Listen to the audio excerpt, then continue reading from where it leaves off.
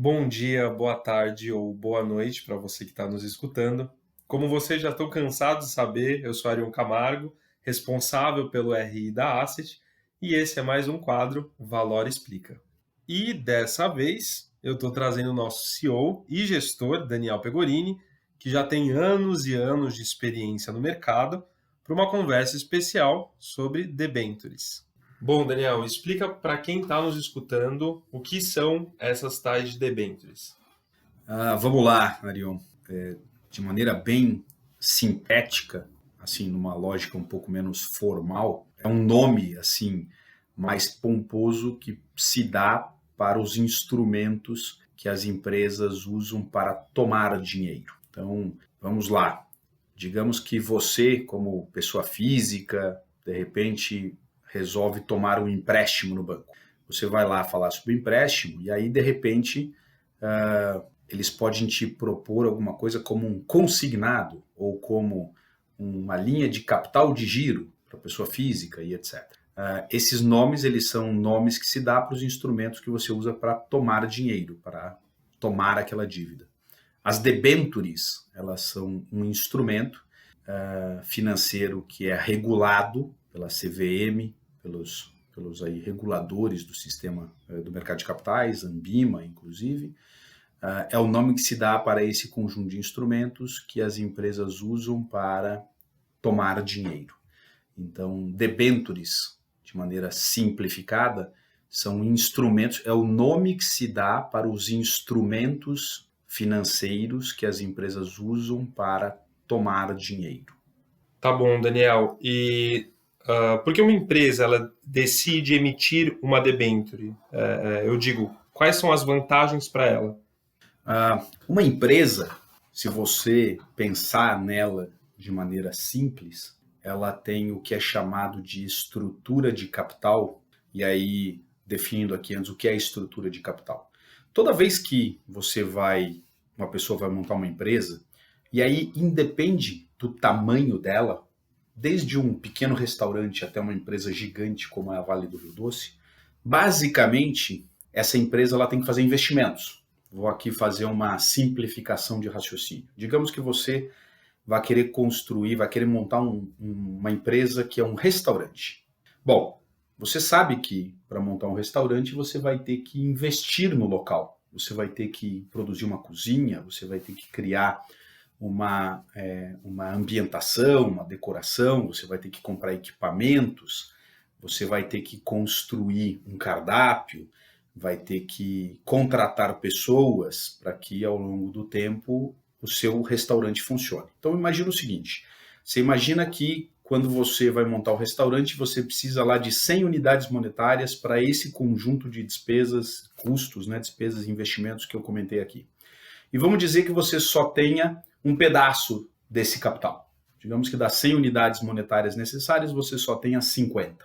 Essas 50 que você vai colocar são o capital da empresa. Isso é o que no jargão técnico do mercado se chama equity. Os outros 50, você vai tomar um financiamento no banco. E esse financiamento no banco vai então compor o conjunto geral das 100 unidades monetárias que você vai usar para construir o seu restaurante. Nas empresas de qualquer tamanho, isso se dá da mesma forma. As debentures são os instrumentos pelos quais, são um dos instrumentos pelos quais as empresas, mesmo que gigantes, mesmo que pequenas, usam para tomar esse dinheiro emprestado da parte que não é o capital delas. Numa empresa grande, vou dar um exemplo aqui, de repente você tem ali uma companhia aérea grande, você tem uma parte do dinheiro que é capital, como eu disse, aquilo é o dinheiro dos donos, que está ali, e o restante do dinheiro, uma parte foi emprestado pelos bancos, e esses empréstimos são empréstimos bancários, e um pedaço do dinheiro foi emprestado por um conjunto grande de pessoas e investidores do mercado de capitais através das debentures. Então, as debentures são a forma jurídica que as empresas usam para captar esse dinheiro dos investidores, pessoas físicas ou outros fundos do mercado de capitais. Por que as empresas tomam esse dinheiro? Normalmente porque elas não têm os recursos suficientes sobre o ponto de vista de capital para fazer os investimentos necessários que elas precisam, nem que esse investimento seja em capital de giro, em estoque, nesse tipo de coisa. Então, se usam instrumentos de dívida para completar a necessidade de capital que um negócio tem, para que ele consiga operar. Seja para fazer investimentos, construir uma nova fábrica, construir uma nova planta de fabricação, construir um novo centro de distribuição, ou para capital de giro do negócio, comprar estoques que serão depois vendidos, por exemplo. Então essas debêntures, eles são os instrumentos e as empresas elas emitem para tomar dinheiro para completar a necessidade de capital que elas têm além do capital, o capital equity, o capital proprietário dos acionistas. Legal, Daniel. E, bom, o investidor ele pode acessar as debêntures de maneira geral através das corretoras, comprando uma única debênture específica daquela empresa, certo? Mas é possível também investir através de algum fundo. Quais são os benefícios de investir em debêntures através de um fundo de investimento? Essa é uma excelente pergunta, Ion. Eu acho que ela tem muito a ver, inclusive, com a característica dos momentos atuais dos mercados, né, financeiros. A gente claramente vê aí algumas situações onde determinadas debêntures de créditos que às vezes não são tão simples, elas foram compradas diretamente por investidores pessoas físicas e depois acabam resultando aí num problema na carteira das pessoas físicas, né? Caso típico, por exemplo, das debêntures de infraestrutura aí que foram compradas da rodovia do Tietê, por exemplo, é uma das situações, né? O que eu sempre coloco nessa questão da compra direta ou não é que o investidor ele deveria de maneira...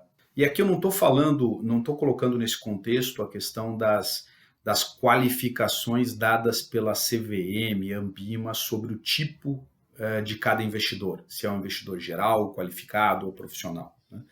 Aqui eu acho que o investidor ele deveria fazer uma autoanálise, que as pessoas entendessem qual é o seu nível de compreensão do mercado financeiro.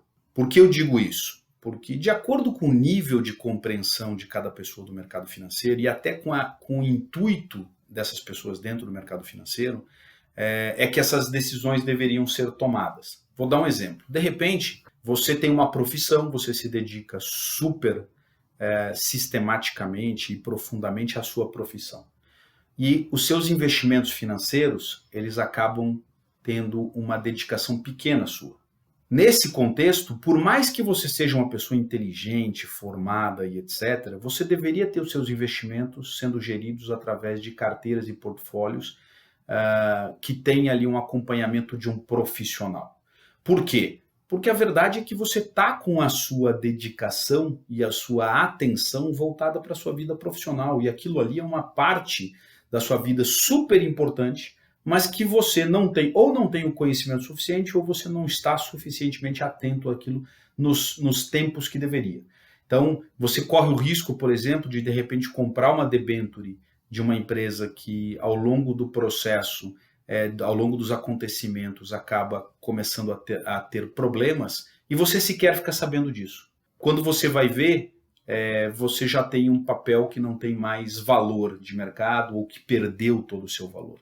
Se você tiver nesse contexto ali um investidor, você for um investidor que tem menos atenção e você tiver um profissional acompanhando isso, por exemplo, como um gestor de um fundo, a verdade é que quando aquela empresa começar a ter problema, ele vai começar, às vezes até muito antes disso, porque ele já vem acompanhando os resultados das empresas, como é que estão os negócios daquela empresa ao longo do tempo.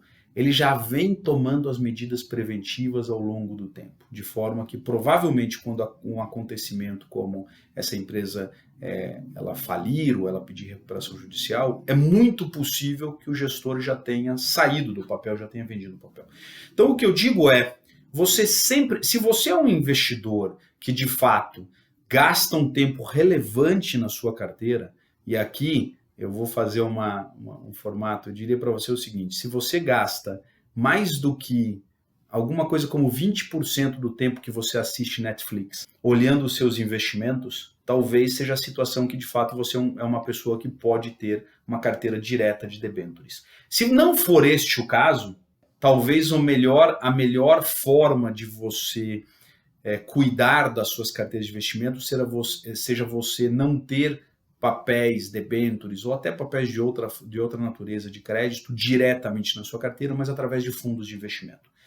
É bem verdade que os fundos de investimento eles acabam cobrando um pouco de taxa de administração do investidor, mas isso não é nem perto do que custa você ter um problema de um investimento seu, um papel que você comprou, uma debênture que você comprou, ela ter um problema de crédito e ela acabar resultando aí num prejuízo de 100% do seu investimento. É óbvio que o investidor tem que prestar atenção no custo de administração dos fundos, então trabalhar com custos adequados, e aí é só você olhar uma média dos fundos do mercado e você vai saber o que é caro e o que é barato. Olhar, obviamente, as rentabilidades, e aqui vai um truquezinho bem interessante, se acostume a olhar as rentabilidades dos gestores durante os períodos de crise, porque elas são muito representativas do processo e do trabalho que ele fez antes da crise. Então, quando um gestor ele fez de forma adequada o trabalho dele de escolha, acompanhamento dos papéis, das debêntures que ele tem numa carteira, num período de crise, isso vai se refletir de maneira mais poderosa ainda. Então, o trabalho durante as não crises, ele se reflete na crise, porque são carteiras que acabam tendo menos prejuízo. Show de bola, Daniel. Eu acredito que o pessoal que está nos escutando conseguiu aprender ainda mais com o que você trouxe. E obrigado mais uma vez. Se você quiser, sinta-se à vontade para agradecer a galera aí de casa. Obrigado, Orion, pela oportunidade aí de discutir esses assuntos com o pessoal.